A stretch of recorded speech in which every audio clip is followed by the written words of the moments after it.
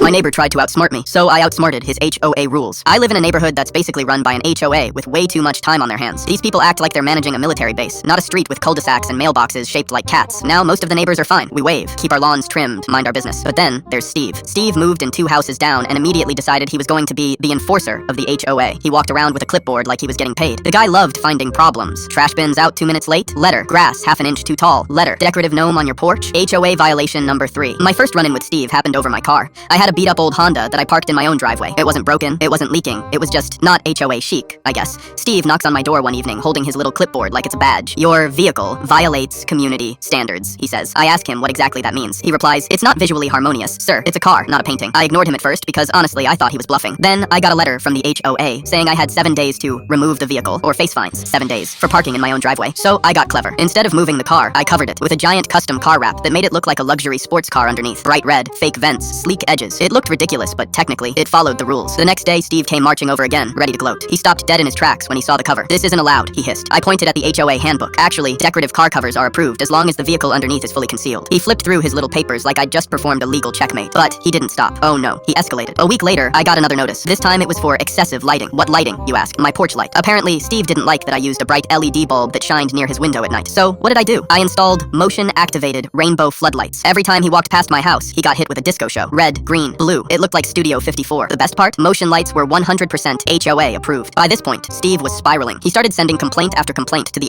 HOA, and every single one backfired because I made sure to read every line of their rulebook. He even tried to report my Halloween decorations for being too scary. It was a plastic skeleton holding a sign that said, Steve's next. Okay, maybe that one was petty, but it was also hilarious. The final straw came in December. Steve put up this giant inflatable Santa in his yard that blocked the sidewalk. HOA told him to take it down because it violated walkway clearance rules. He immediately blamed me, saying I must have snitched. I didn't, but at that point, I wasn't going to stop him from imploding. He started yelling at me in the middle of the street, accusing me of being the HOA spy. Meanwhile, everyone else on the block had slowly gotten fed up with him too. One of the neighbors yelled, Steve, nobody likes your clipboard! And the entire street burst out laughing. It was glorious. A couple of months later, Steve mysteriously stopped his clipboard patrols. Rumor has it he tried to get elected to the HOA board, but lost spectacularly because, shocker, nobody voted for the guy who fined them for mailbox decorations. Now he just glares from his yard whenever I walk by. And I still have my disco lights.